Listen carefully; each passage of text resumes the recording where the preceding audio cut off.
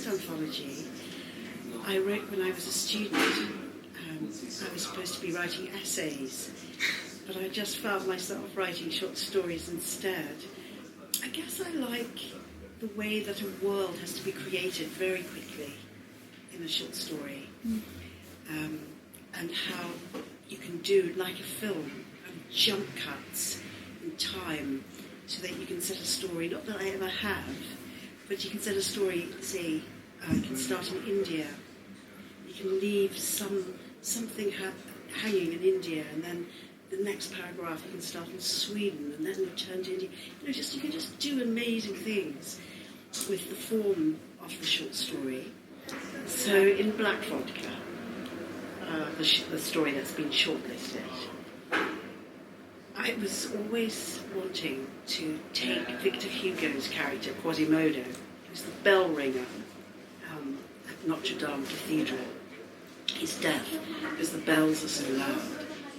I've always been fascinated by him, and I wanted to give him a modern spin. I've always wanted to put him in a suit, give him some status, and get him a girlfriend. So that was my starting point. The male character has a hunchback, and he's got used to fielding the gaze of people who try to look at it slyly. That always interests me too. It interests me how people with a lot of beauty have to feel the gaze of other people who scrutinise them in the same way. And there's a strange they're strangely similar in a way. But I also believe that it's probably our flaws that make us most interesting and lovable. Sort of someone's crooked teeth that's quite endearing, or thick eyebrows, or even a limp, I don't want to take it too far, but when you kind of love someone, those things become as expressive as anything else. So this idea that we all want perfection, and that's how we loved. It's very well documented now, isn't it, that I wrote Swimming Home. It was, I felt that I was writing a book that I was meant to write. It took me a long time to haul it home.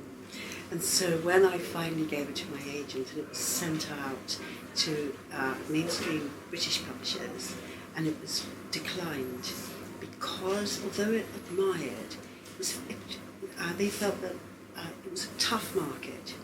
The recession had just hit Britain. Publishing was changing. It was hard to sell books, and they let it go.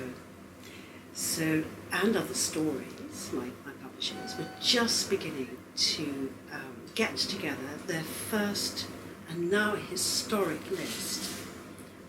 Their first list, in my view, it's my claim, not theirs, was a real historical literary provocation at exactly the right time. They weren't trying to second guess the market. They were going to publish books, in their view, that were mind-blowing literary fictions, mostly in translation, because there's so few translated books in Britain, and they were looking for one home author. So when they asked to see my manuscript, and I sent it to them, they called me the next day. You were referring to the way my novel is structured over 5 days. Yeah. I felt it really important to meticulously plot my novel and to structure it in that way, because it's about limitless themes and big confronting themes too, like depression and its more poetic sister sorrow, which always sounds slightly more respectable, doesn't it? So it seemed to me that I had to make every day enjoyable for the reader, but insert into the day a little bit of turbulence and trouble. The editor of my book is the amazing Sophie Lewis, and Sophie is a really clever editor, and she's very sensitive to the way it's laid out. And one of the things about writing Swimming Home of all my novels, it took the most drafts to get it right. And it takes its title from a catastrophic poem the central character has written. That's Kitty Finch. And it seemed as if that decision that I made quite early on in the writing threw at me just impossible challenges, like a dare that I'd agreed to but didn't quite understand. And it meant that I wanted to try and say as much as I could, as economically and precisely as possible. Sophie then had to edit this very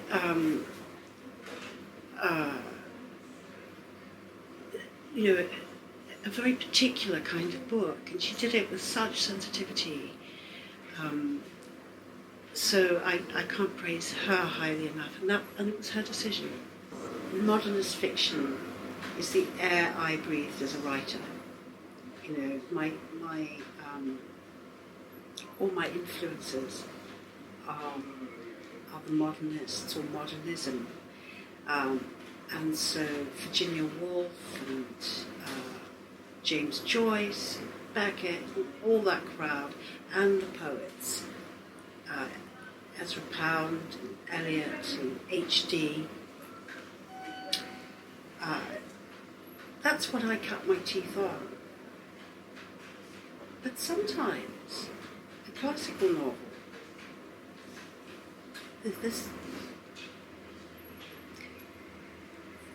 I find that I'm reading more classical novels now than I have at any time in my life. I want to see how they constructed, and I want to see, in a way, how people behaved in the 19th century. The kind of manners that were required in the 17th century. So now perhaps, having cut my teeth on modernism, I'm now returning to the classic. Yes, I am working on something new at the moment. In February 2013, and Other Stories, published my next anthology of new stories, and of course that will be titled Black Vodka. So those are 10 new stories. And I'm also about to begin a new novel called Hot Milk, which is a thriller of symptoms. So we're going back there, and it's about hypochondria. And the question I guess I'm asking is, what's wrong with you? So that starts on EasyJet, in extreme turbulence, on a flight to Spain, where a passenger sort of begins to come out in a rash as the plane jumps up and down.